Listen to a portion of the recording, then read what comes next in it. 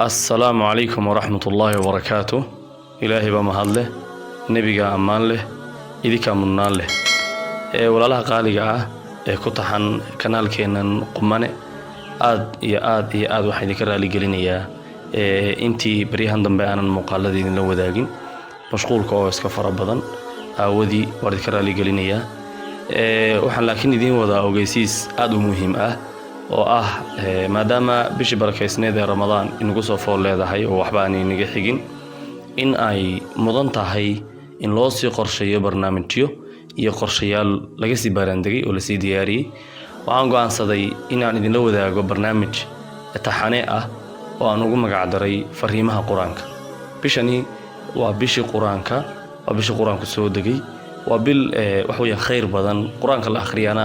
ama la noolaadana oo khayr badan runtii laga helayo saas awadeed waxaan noo diyaariyay barnaamijkaas la dhaho fariimaha quraanka barnaamijkaasi waxa uu idinka iman doonaa hadii Ilaahay idmo si maalinle ah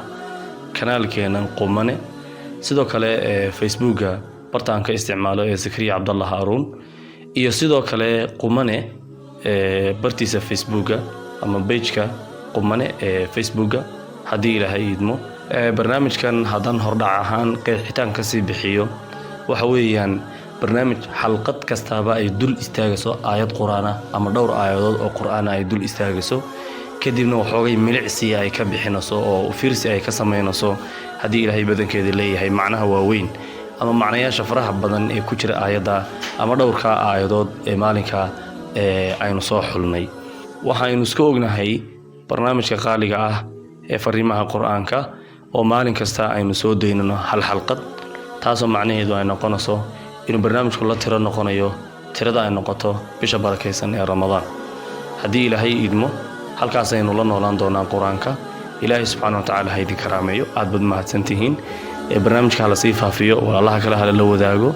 waa mahadsantihiin assalaamu alaykum wa rahmatullahi wa barakatuh